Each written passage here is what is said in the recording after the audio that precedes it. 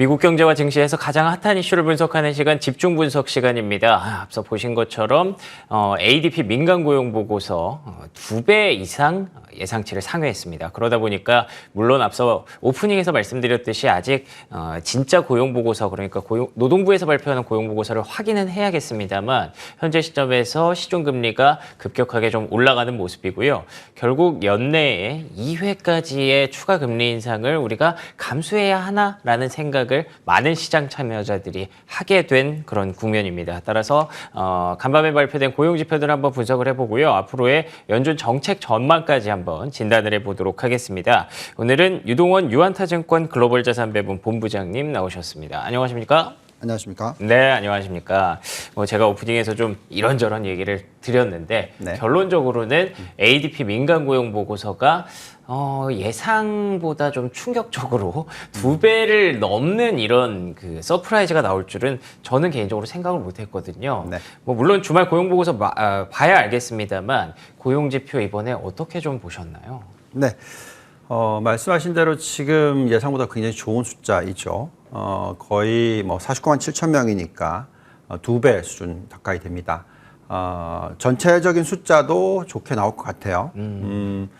지난 5월 달이 전체적인 숫자도 뭐 30만 명이 넘는 숫자였으니까 거의 예. 1.5배 예상치를 넘는 숫자였죠. 거의 2배 가까이 됩니다. 그래서 이런 부분을 다 감안했었을 때 참 고용 시장이 좋다. 예. 즉 언제 경기 침체 올 거냐. 그러게요. 네, 이렇게 또 해석을 할 수가 있습니다. 근데 이제 만약에 증시가 전혀 못 오른 상황에서 이런 데이터가 나왔다고 하면 시장은 급등을 했겠죠. 그렇지만 벌써 올해 상반기만 하더라도 시장이 S&P 500 기준으로 거의 16% 상승을 했었고 나스닥이 30% 정도 상승을 했기 때문에 이런 숫자가 나오게 되면은 좀 조정이 필요한 그렇게 받아들여질 수가 있습니다. 그렇지만 그렇다고 해서 만약에 금리를 너무 더 많이 올려야 된다. 즉 지금까지 금리를 너무 덜 올렸다. 이런 결과가 나왔다면은 계속해서 숫자가 좋게 나온다 하더라도 시장이 빠지는 장이 나올 수가 있겠습니다만 실질적으로는 어쨌든 지금 실업 청구권자 수도 같이 올라가고 있어요. 맞아요. 예, 그래서 이제 경기가 둔화되고 있는 것만은 사실이거든요. 사실 미 연준의 입장에서는 고용 지표가 나쁘게 나오는 것이 좋은 게 아니고요. 고용 지표가 나쁜 정도여서 인플레이션이 낮아지는 정도까지. 그래야겠죠. 즉, 두 가지 요소를 지금 하려고 하는 건데 당연히 고용을 안정하게 해야 되고 두 번째가 이제 인플레이션 아니면 첫 번째죠. 그게 사실 인플레이션을 안정시켜야 되는 부분이 되겠습니다. 근데 지금 현재 시점에서 보시면은 인플레이션이 안정될 수 있다라고 생각하는 부분이 이렇게 이제 고용이 좋지만 실질적으로 1인당 임금 상승률로 계산했었을 때 지난달 나왔던 숫자를 계산해 보시면은 4.3% 정도 상승률이 나오거든요. 그렇군요. 그리고 작년 동기 대비의 숫자가 그렇지만 전달 대비 숫자 곱하기 뭐 12 정도를 해보면 3%대까지도 지금 떨어졌습니다. 자, 그렇다라는 것은 이런 숫자라면은 고용이 안정적으로 경제를 안정적으로 받쳐주는 부분이 있지만 인플레이션은 자극하지 않는 정도 수준일 수도 있다라는 부분이죠. 그래서 아마도 현재 시점에서 지금 노동 참여율도 여전히 낮은 수준이고요. 62.6%니까 그 코로나19 터지기 전이 63.2%거든요. 그래서 아직까지도 좀 여전히 전체적인 고용이 늘어나고 있는 건 사실이지만 좀 이제 직장에서 빠져나오는 사람도 연세가 있으신 분들도 많았다라는 거죠. 그래서 그런 여러 가지 부분을 다 감안을 했었을 때 이 숫자를 그냥 한쪽으로만 쏠림으로 받아들이지 마시고 고용 시장은 안정적이다. 그렇기 때문에 경기 침체는 당장 안 올 것이다 라고 받아들이고 두 번째는 어느 정도 인플레이션을 자극하겠지만 현재 인플레이션보다는 중장기적으로 봤었을 때 떨어질 가능성이 충분히 있다. 이렇게 받아들이시면 시장은 많이 올랐기 때문에 쉬어가는 것이지 어떤 급락 현상이 나올 그런 환경은 아니죠. 증시를 보시면은 굉장히 많이 빠졌다가 그래도 막판에 좀 돌려서 끝났죠. 예. 그래서 이런 모습을 감안했었을 때 전체적인 흐름 자체가 너무 비관적으로 바라보지도 마시고 또 너무 긍정적으로 바라보지도 마시고 이렇게 말씀을 드릴 수가 있을 것 같습니다. 알겠습니다.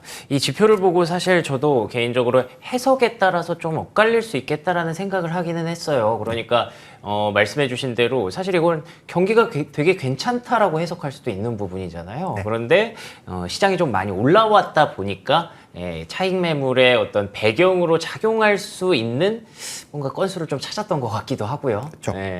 그래서 지금도 일단 금리가 높은 상황임에도 불구하고 고용이 왜 이렇게 탄탄할까를 좀 미스테리라고 생각하시는 분들이 있을 수 있는데 이게 좀 코로나가 만든 특수성도 분명히 있었던 것 같고요. 뭐 대은퇴 시대 이런 얘기도 요즘 하지 않습니까? 그래서 결론적으로는 지금 고용이 서프라이즈 나온 숫자도 중요하지만 우리가 궁극적으로 고용을 걱정하는 이유는 물가가 계속 오를까 봐잖아요. 그렇죠. 그런데 시간당 임금 상승률이 말씀해 주신 대로 연간 3에서 4%대로 하락하고 있는 건 사실이기 때문에 중장기적으로 이제 고용도 물가도 둔화되는 쪽으로 해석하는 게 좀 더 옳지 않나라는 의견을 좀 주셨습니다. 뭔가 좀 마음이 좀 놓이네요. 알겠습니다. 물가 얘기를 해서 또 생각이 난 부분인데요.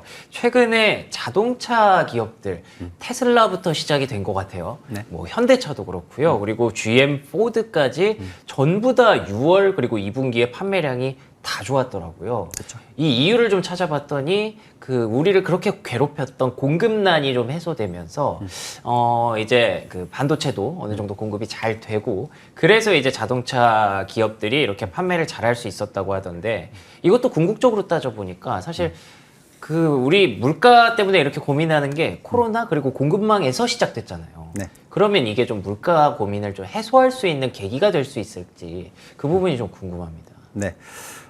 조금 그림이 다르긴 해요. 우리가 지금 1995년부터 2000년에 있었던 닷컴 버블 시대에 그때 평균 인플레이션을 보시면은 2.5%에서 1%로 낮아지는 그런 구간이 나왔거든요. 네.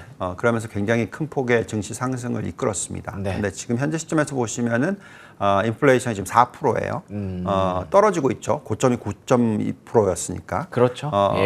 앞으로 추가적으로 더 떨어질 것 같기는 합니다. 예. 그런데 그래도 바닥이 1%는 아닐 겁니다. 네. 그렇겠죠. 아마도 2.5% 정도 될 것 같아요. 네. 네, 그 이유를 생각해 보시면은 말씀하신 대로 지금 공급망 차질이 먼저 왔어요. 그랬죠. 그 이유는 미중 무역 전쟁이 발발을 하면서 전반적인 공급망에 변화가 생겼고 또한 우크라이나 러시아 전쟁이 일어나면서 또 공급망에 변화가 생겼습니다. 그러네요. 이게 다 네. 지금 공급단 인플레이션을 자극했어요. 그래서 비용의 증가가 일어나면서 아주 큰 폭의 인플레이션 자극을 했고요. 그 이후에 또 계속해서 지금 고용 시장이 안정을 찾다 보니까 우리가 흔히 얘기하는 수요에 따른 인플레이션이 높아지고 있는 것도 사실입니다. 양쪽에서 다 오는 거군요. 네, 지금. 그렇죠. 근데 말씀하신 부분에서 지금 가장 중요한 부분이 이 공급망 차질은 해소가 됐다. 이게 굉장히 중요한 포인트인 것 같습니다. 네네. 지금 뭐 숫자가 나오고 있는 것들을 보면은 GSPI 숫자 지수 나오는 거 보면은 확실히 지금 공급망 차질 부분이 큰 폭으로 많이 하락을 했다라는 부분이 되겠고요. 지금 올라오고 있는 이 부분을 보시면은 지금 인플레이션을 자극한 두 가지 요소, 즉 수요와 공급 부분에 있어서 공급 부분은 확실하게 이제 하향 안정화가 됐죠. 꺾이고 있는 부분이 공급이군요. 네, 그렇지만 아직까지 이 고용 부분에 있어서는 수요가 여전히 좋다라는 거죠. 네, 그래서 과거의 평균보다는 높은 인플레이션일 수밖에 없어요. 그러니까 과거 평균이 2010년부터 2017년까지 계산해 보시면 평균 인플레이션이 1.5%밖에 안 된단 말이죠. 그랬군요. 그리고 또 아까 말씀드렸듯이 95년부터 2000년 사이클에도 나중에 2000년 사이클 갔었을 때 인플레이션 4%까지 올라갔지 그 전에 평균은 2.5에서 1%로 떨어지는 구간이 나왔단 말이죠. 그래서 그만큼 어떻게 보면은 인플레이션 부분이 굉장히 괜찮았다가 지금은 어쨌든 간에 공급망은 문제가 없는데 수요 부분은 튼튼하기 때문에 인플레이션이 그래도 2% 이상, 3% 사이 그래서 한 2.5 정도로 수렴할 것 같습니다. 그렇지만 중요한 것은 다행인 것은 네. 여기에 지금 나와 있듯이 아직까지 이 근원 PC 인플레이션이 안 떨어졌기 때문에 미 연준은 계속 금리를 올릴 거라고 얘기를 하는 거죠. 그렇죠. 그게 지금 4.6%란 말이죠. 맞습니다. 그러면 지금 5.0, 5.25인 금리가 그렇게 높은 게 아니게 느껴질 수 있단 말이죠. 그렇지만 저 숫자가 저 빨간 점선처럼 많이 떨어져 주면 앞으로 2달, 석 달 사이에 3%대 초반으로 떨어져 준다면 그러면 금리가 2%, 금리가 5%인 것이 너무 높게 되는 거죠. 그러네요. 차이가 너무 많이 나네요. 네, 그래서 어느 정도 이제 더 이상 금리를 안 올려도 되는 상황이 벌어질 겁니다. 그래서 만약에 지금 금리를 올린다 하더라도 단기적으로는 올릴 수 있어요. 그렇지만 바로 또 저렇게 인플레이션이 떨어져 주면 아마도 금리를 다시 내릴 수도 있습니다. 그래서 기준점을 5%에 두시고 초과로 올렸다가 초과로 떨어뜨릴 수 있는 그런 가능성이 있기 때문에 금리에 대해서 너무 민감하실 필요는 없는 것 같은데 그래도 금리를 4뭐 예를 들어서 기본적인 미국 10년 국채 금리가 3.8%에 있던 거하고 4% 넘게 있는 거하고는 당연히 전체의 적정 지수에 큰 영향을 미칩니다. 그렇겠죠. 그래서 그런 부분 정도를 감안을 하고 우리가 들여다보면 될 것 같고요. 계속 말씀을 드리는 부분이지만 중장기적으로는 인플레이션이 아마 2.5% 정도의 장기적으로 수렴할 수도 있다. 이게 이제 고용 지표가 예를 들어서 임금 상승률이 3% 정도 나오면 인플레이션을 그 정도만 자극하지 3% 이상의 어떤 인플레이션을 자극하는 요소는 아니거든요. 그래서 여러 가지 부분들을 계속 지켜보셔야 되겠지만 인플레이션은 2.5에서 3% 정도의 수렴을 하고 금리는 5% 미만에서 또 수렴을 하게 될 것이고 이렇게 되면은 적정한 가치는 계속해서 좀 괜찮아질 수도 있다. 그래서 증시에 있어서 지금 변동성을 일으키는 정도의 인플레이션과 또 전체적인 그 기준금리지만 중장기적으로 놓고 보면은 오히려 시장은 이를 달갑게 받아들이면서 추가로 상승할 수 있는 그런 여력이 생길 수도 있다라고 보시는 게 맞을 것 같습니다.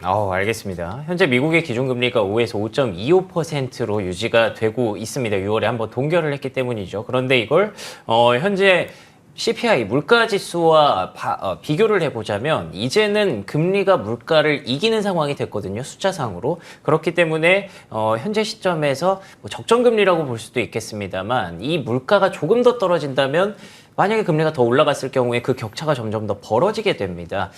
이 상황에서는 오히려 금리 인하까지도 좀 점쳐볼 수 있다는 본부장님의 의견을 잘 들어봤고요. 앞으로도 물가는 말씀해 주신 대로 여러 번 강조해 주신 대로 수요단에서도 계속 좀 해소가 될 것으로 보이기 때문에 그 격차와 금리 인하까지도 자연스럽게 생각할 수 있는 그런 날이 곧 오지 않을까 싶습니다. 한 가지 좀 추가 질문을 드리면 금리 인하가 혹시 연내에도 가능할 것이라고 보시는지 그 부분이 좀 궁금하네요. 근데 굳이 이런 겁니다. 만약에 인플레이션이 떨어져서 완전히 2% 미만으로 수렴을 한다. 그러면 떨어뜨리겠죠. 그렇지만 2%까지는 가야 되는군요. 네, 근데 만약에 지금 뭐 2.5에서 3% 정도 인플레이션으로 안정이 돼 버린다. 그러면 금리가 최소한 1%지에서 1.5%지는 높아야 돼요. 왜냐하면 인플레이션 계속 2%보다 높기 때문에 압력을 줘야 되거든요. 1%대까지도 가야 될 수도 있겠네요. 그래서 그렇다는 건 무슨 얘기냐면은 금리를 내릴 수는 있어요. 그렇지만 너무 많이 내릴 거라고 기대하지는 마시라는 거죠. 이게 어떻게 받아들여야 되냐면 그러면 채권 투자에 있어서는 조심하셔야 된다는 얘기입니다. 아마 미국의 10년 국채 금리가 지금 뭐 4%대인데 맞습니다. 아무리 많이 떨어져 봐야 3.5라는 거죠. 그렇군요. 그렇게 계산을 하신다면은 기본적으로 이 금리의 움직임이 사실 증시에 더 많은 영향을 미치고 또 당연히 채권 가격에 영향을 미치니까 인플레이션이 떨어지는 것은 맞는데 그렇다고 해서 미 연준이 아주 빠르게 금리를 계속 내릴 거다. 이렇게 생각하실 필요가 없는 거죠. 왜냐하면 그만큼 지금 경기가 안정적이고 고용시장이 안정적이기 때문에 그 정도의 금리, 즉 4에서 5% 정도의 금리도 충분히 시장이 감당 가능하다라는 거죠. 한국은 그렇지 않습니다. 한국은 전혀 그렇지 않은데 3.5% 이상 올리게 되면 큰일 나지만 미국의 입장에서는 지금 4%, 5%대의 금리에도 경기가 굉장히 튼튼하기 때문에 미 연준이 금리를 내리는 거에 대한 속도는 아주 더딜 거다 또는 향후 한 1년 정도까지 금리 안 내릴 수도 있다. 뭐 이렇게 그래요? 보실 수도 있다 말씀드리겠습니다. 알겠습니다. 인하까지에 대한 기대감은 아직까지는 좀 시기상조네요. 물가가 조금 더 떨어져야 될 것 같습니다. 그러면 이슈 하나만 좀 더 여쭤보고 가도록 하겠습니다. 옐런 장관이 지금 방중 일정을 이제 소화하고 있거든요. 네. 그 전에 이제 또 반도체 이제 소재와 관련해서 뭐 여러 가지 얘기들이 좀 있어서 걱정이 됩니다만 과연 다음 주에 어떤 영향을 좀 주게 될까요, 시장에? 네. 저 지금 이 얘기한 게 또다시 처음으로 되돌아가서 인플레이션을 자극하는 것 중에서 공급망 차질이 있었다라고 얘기했잖아요. 그게 또 미중 간에 네, 거기서 왔다고. 시작이었죠. 네. 그래서 만약에 또 반도체에 필요한 광물을 수입을 못하게 된다. 네. 그래서 또 공급망 차질이 일어난다. 네.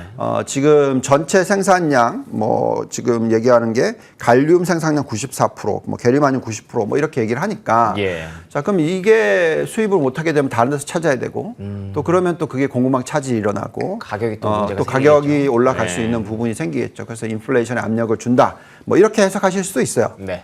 그렇지만 과거에 일본이 그 우리나라에 수출하는 부분에 있어서 예. 그걸 했더니 우리나라는 어떻게 했죠? 다른 데서 찾았죠. 그렇죠. 그러면서 빠르게 일본이 오히려 더 손해를 봤습니다. 자, 중국은 이 카드를 쓰고 싶지 않을 거예요. 마지막으로 지금 쓰는 카드 정도라고 생각하시면 됩니다. 항상 이 얘기 나오거든요. 네. 그렇다고 해서 미국이 지금 반도체 설비라든지 지금 제조업 중에서 설비를 굉장히 급격하게 늘리고 있거든요. 우리가 흔히 얘기하는 온쇼어링이라고 얘기하죠. 네네. 그게 속도가 멈출까요? 그렇지 않습니다. 다른 데서 찾겠죠. 꼭 중국에서만 나는 건 아니거든요. 그렇군요. 예, 그래서 이렇게 되면은 완전히 탈중국화의 속도가 더 붙을 수도 있어요. 그래서 지금 서로가 만나서 타협을 하는 것이겠죠. 네, 어쨌든 미국의 의도는 당연하고 또 중국의 의도는 어쨌든 지금 접하게 되는 이 새로운 AI 시대. 우리가 흔히 얘기하는 AI 시대가 어떤 부분이냐면 엄청나게 향후 인플레이션 낮춰주는 효과를 가져올 겁니다. 즉 생산성 향상이 급격하게 상승을 하면서 네. 전체적인 인플레이션을 낮춰주기 때문에 미국이 장기적인 패권을 가져갈 수 있도록 만드는 거죠. 예. 그렇기 때문에 미국은 지금 계속해서 탈중국화를 전 세계에다가 얘기를 하는 거죠. 그러면서 또 미국으로 오라는 얘기고요. 그렇죠. 그렇기 때문에 큰 흐름의 변화는 없을 것 같습니다. 그리고 또 지금 AI 산업 부분에 있어서 지금 저기 나오죠. 투자 나오는 게 나오죠.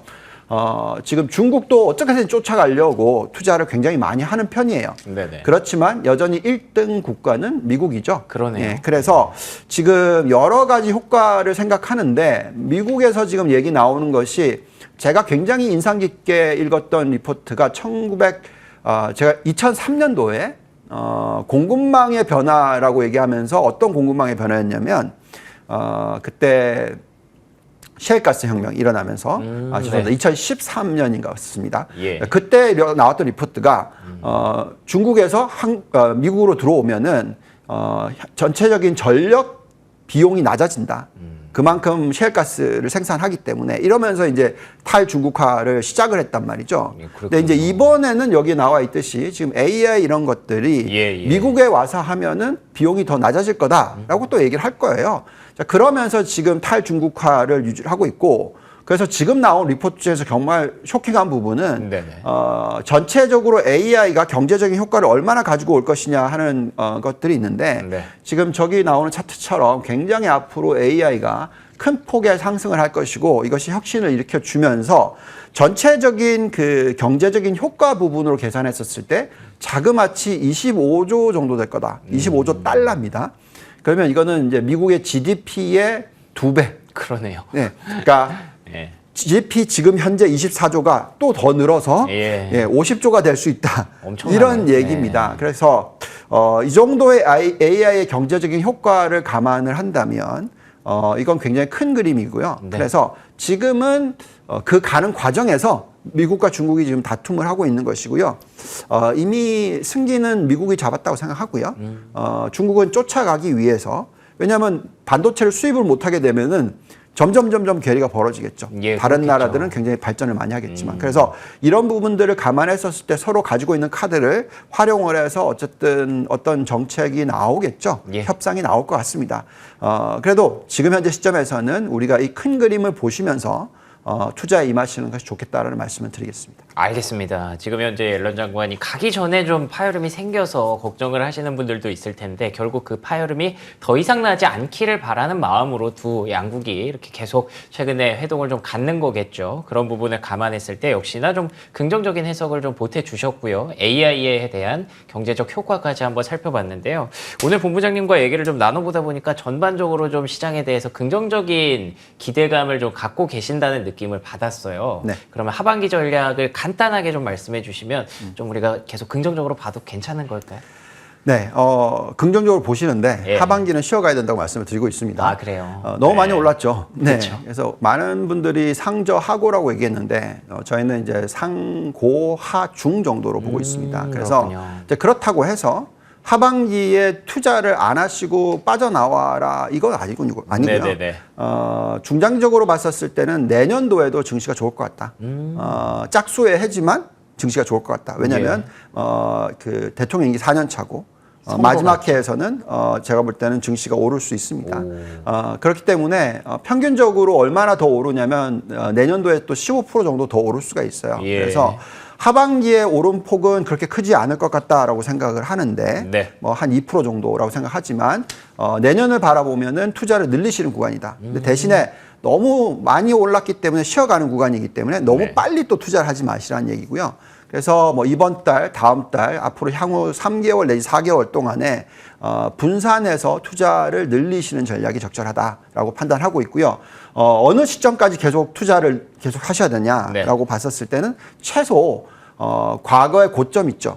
그러니까 S&P 500 기준으로 4,800이고 그리고 S&P 나스닥 기준으로서는 죄송합니다. 16,200이고 S&P 기준으로 4,800이니까 예. 지금보다 추가로 뭐 한 10% 넘게 더 올라갈 수 있고요. 또 많이 더 올라간다면 20%, 30% 정도 더 올라갈 수 있으니까 그렇게 생각하시면서 투자하는 게 좋지 않을까 말씀드리겠습니다. 알겠습니다. 상고하중이라는 글자만 기억하셔도 될 것 같습니다. 속도 조절은 좀 있을 것 같지만 그래도 전고점까지는 한번 트라이를 해보지 않을까라는 전망으로 분산 투자의 중요성 언급해 주셨네요. 지금까지 유동원 유한타증권 글로벌자산배분 본부장과 얘기 나눠봤습니다. 오늘 좋은 말씀 고맙습니다. 감사합니다.